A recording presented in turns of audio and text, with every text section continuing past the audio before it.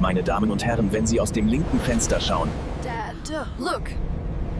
The cabin lights glowed dim as the aircraft hummed through the clouds at 35,000 feet. To most passengers, she was just another traveler, quiet, head bowed, hands folded in her lap with the patience of someone used to waiting. But the illusion of an ordinary flight broke when the captain's voice crackled over the intercom. "Ladies and gentlemen, if you look out the left windows." 2 fighter jets appeared, sliding into formation, wingtips flashing in the afternoon sun. They weren't intercepting, they were escorting. The plane itself was nothing special, half full, a short commercial hop along the coastline. The cabin was filled with working professionals, college students, and families, all absorbed in books, laptops, or phones. She had boarded like everyone else, walking quietly down the jet bridge. No entourage, no announcement, no uniform, just seat 14D, middle row by the wing. A worn leather bag was tucked under her seat, the kind that carried decades of travel, not style. She read the safety card with methodical attention, not because she needed to, but because it was her nature. To others, she was invisible, just another passenger. But what no one knew was that this wasn't a business trip or family visit. After 32 years of service, in places and missions that would never make headlines, she was finally flying home.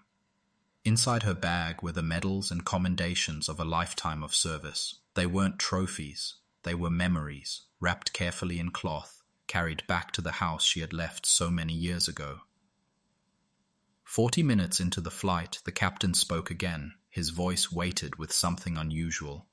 "Ladies and gentlemen, if you look to the left, you'll see something special today." Heads turned, phones came up. 2 dark silhouettes climbed from the horizon, sleek, sharp, unmistakable. Gasps rippled through the cabin as the fighters matched course. And speed with perfect precision, the lead jet tilted its wing in salute. This was no coincidence. This was deliberate. A flight attendant approached her row quietly, kneeling beside her.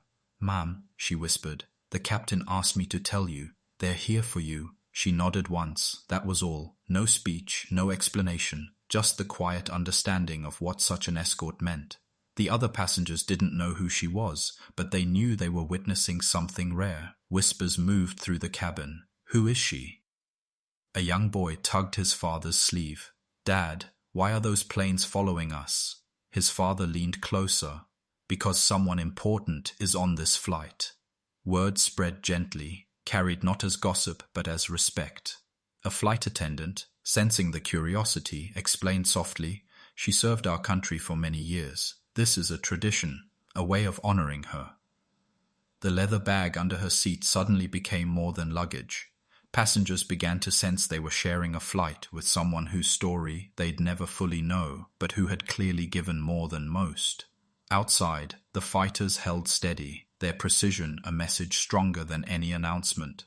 They weren't there by accident, they were there by choice, a silent honor guard in the sky. As the airliner began its descent, the fighters executed a final salute, a synchronized wing rock. Then, with breathtaking symmetry, they peeled away, one banking toward the sun, the other toward the mountains, leaving contrails like signatures across the sky. Inside the cabin, silence lingered. Some passengers applauded quietly. Others simply sat in reverence. Nobody rushed to stand when the plane touched down. All eyes turned to her. She rose slowly, gathered her bag, and walked forward with quiet dignity. No intercom announcement was made, no ceremony was staged. The respect was in the silence. Outside, grow. And crews paused their routines to watch. The story spread quickly, through radio chatter, between pilots, through terminal staff. A passenger who wasn't just a passenger, a hero returning home.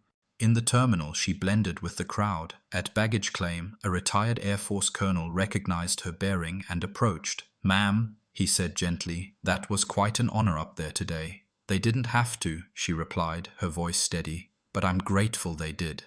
He studied her, then asked, 32 years? She nodded, most of it in places that never made the news. He extended his hand. "Welcome home." Their handshake was brief but heavy with meaning, the kind only shared between those who understood service given quietly, without fanfare. Outside, her sister waited in a modest sedan. Their embrace was long and unspoken, the kind that carried decades of absence, sacrifice, and promises kept. As they drove through familiar streets toward the home she had left so long ago, she reflected on the gesture. The escort hadn't been planned or requested, it had been given, a gift from those who understood that some service deserved recognition, even if it came quietly. That evening, seated on her porch beneath the stars, she thought about the two jets disappearing into the horizon. Their reports would list the mission as routine, but it hadn't been routine at all. It had been a salute, a message that service was noticed, even when invisible. And as she finally set down her medals on the mantelpiece beside a small flag, she understood the truth. Sometimes the greatest honors are not shouted, but whispered, carried on contrails across a quiet sky.